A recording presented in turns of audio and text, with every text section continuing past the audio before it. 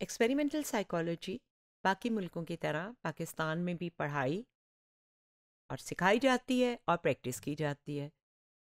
और जो स्टूडेंट्स इसको देख रहे हैं वो भी इसकी एक मिसाल है। और जो कुछ डेवलपमेंट होती रहती है एक्सपेरिमेंटल साइकोलॉजी में, उसको फैलाया जाता है ज़ाहिर है सारी दुनिया में। तो देखते हैं कि क्या एक्सपेरिमेंटल मेथड को इस्तेमाल किया जा रहा है और एक्सपेरिमेंटल साइकोलॉजी किस किस तरह से किन आइडियाज़ को इन्वेस्टिगेट कर रही है। एक्सपेरिमेंट जब से साइकोलॉजी डिपार्टमेंट्स बने हैं पाकिस्तान में, तब से हो रहे हैं। और जितना कोई डिपार्टमेंट पुराना है उतना ही वहाँ एक्सपेरिमेंट्स की हिस्ट्री भी पुरानी है। तो 1960s से शुरू के एक्सपेरिमेंट्स का रिकॉर्ड मिलता है और वो उसी तरह के टॉपिक्स पे थे जिनके ऊपर बाकी दुनिया में उस टाइम में या उससे 20 साल पहले जो रिसर्च हो रही थी, जब हमारी लैब्स खुल गई तो फिर पहले हमने वो टॉपिक्स जो हैं उनको स्टडी किया। और फिर आहिस्ता आहिस्ता ज़ाहिर है एक्सपेरिमेंट्स आगे बढ़ते हैं आपकी नीड के मुताबिक। और जो थेरीज आपको अपनी सोसाइटी में इन्वेस्टिगेट करनी है, टेस्ट करनी है कि वहाँ तो हो गई, ऐसा हुआ तो हम करके देखें कि हमारे यहाँ से एक्सपेरिमेंट से किस तरह का नतीजा निकलता है। तो पहले एक्सपेरिमेंट सेंसेशन और परसेप्शन पे थे। इसकी एग्जांपल मैं आपको देती हूँ। एक बहुत पुराना एक्सपेरिमेंट है, 1960s अर्ली 70s में रिपीट भी हुआ। डॉक्टर हामिद शेख साहब ने किया।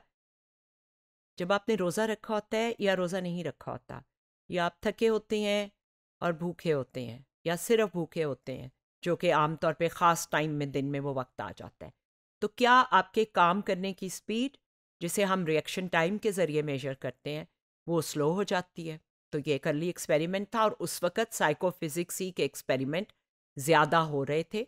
हो तो वो अर्ली 90s से रहे थे, लेकिन जब हमारी लैब्स बनी है और हमारे यहाँ ये डिसिप्लिन इंट्रोड्यूस हुआ है तो फिर ये हमारे यहाँ एक्सपेरिमेंट हुए। एक बहुत दिलचस्प एक्सपेरिमेंट था हमारी बहुत सीनियर डॉक्टर हसन का।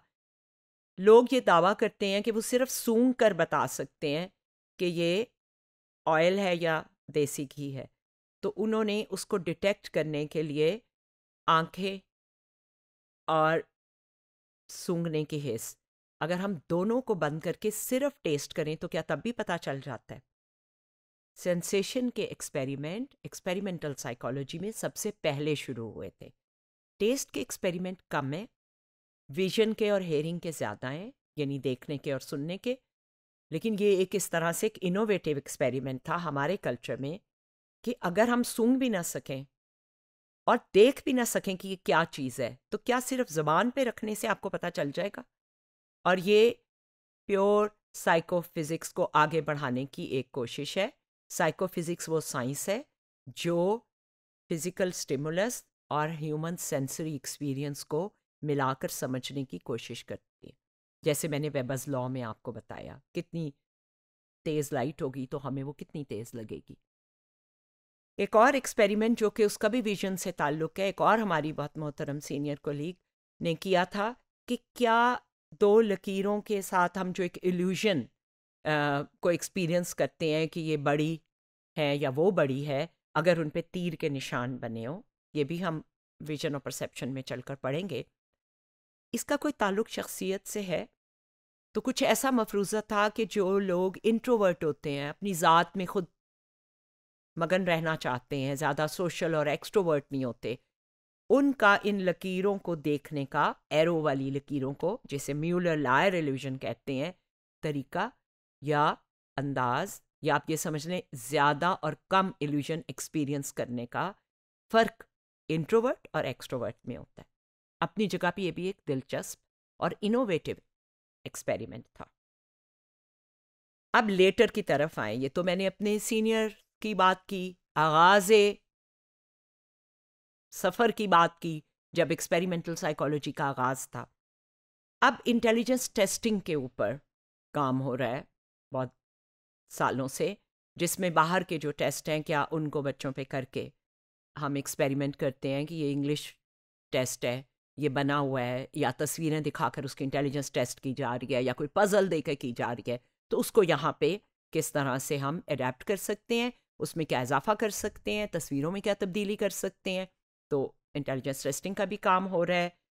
एक एक्सपेरिमेंट 95 में हमने किया था, मैं बहुत आजी से कहती हूँ कि वो उस वक़्त हमारी स्टूडेंट्स ने एक बहुत नया आइडिया किया था कि अगर आप मेडिटेशन, मराकबा या विर्द करते हैं 40 दिन तक, तो क्या आपकी एंग्जाइटी रिड्यूस होती है। उसके अलावा ये भी तजर्बा हुआ है, 2007 के बाद एक्सपेरिमेंट हुआ है कि तासुब, प्रेजुडिस एटीट्यूड जो है वो एक्सपेरिमेंट के ज़रिए बदला जा सकता है। उसका मेथड क्या था, ये ज़ाहिर है एक तफसीली डिस्कशन है, फिर इस पर ज़रूर बात होगी। डिसीजन मेकिंग ग्रुप में किस तरह होती है और अकेले कैसे होती है, कैसे इन्फ्लुएंस हो जाता है ग्रुप का, इस पर भी हमारी कोलीग्स ने काम किया है। और ऑपरेंट कंडीशनिंग के एक्सपेरिमेंट तो चलते ही रहते हैं कि रीइंफोर्समेंट देके किस तरह से किसी बिहेवियर को लर्न कराया जा सकता है या चेंज किया जा सकता है। लिमिटेशंस ये हैं कि एडवांस्ड लैब्स वैसी नहीं हैं जैसे कि वेस्टर्न एक्सपेरिमेंटल साइकोलॉजी में है। हमें एक्सपेरिमेंटल माइंड सेट भी बनाना पड़ता है कि खाली पूछने की बजाय तजर्बा करना चाहिए। तजर्बाती साइंस में स्टूडेंट्स को ट्रेन करना पड़ता है, और तमाम एक्सपेरिमेंट्स ऐसे नहीं होते जिनमें एडवांस लैब्स चाहिए हों। कई दफ़ा बहुत सिंपल एक्सपेरिमेंट से आप किसी थ्योरी के मफरूज़े या अजम्पशन को टेस्ट कर सकते हैं, और ये बहुत हुआ है। तो इसलिए हम अपने मेजर्स खुद डेवलप कर सकते हैं। तो इसकी बॉटम लाइन यही है कि अपने एक्सपेरिमेंट खुद डिज़ाइन करें, अगर लैब ना भी हो।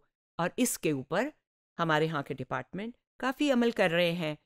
अब ये इस तस्वीर को दिखाकर आप सिचुएशन पूछते हैं कुछ लोगों से, और कुछ लोगों को आप ये कहते हैं कि जो फर्स्ट आए हैं उन्होंने हाथ ऊपर किए हुए हैं।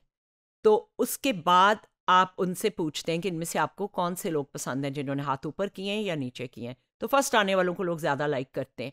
तो किसी भी तजर्बे के लिए आप अपनी कोई मामूली सी तस्वीर, आइटम या रीडिंग मटेरियल यूज़ करके अपने एक्सपेरिमेंट डिज़ाइन कर सकते हैं। ये सफ़र एक्सपेरिमेंट डिज़ाइन करने का जारी है और तरक्की की तरफ जारी।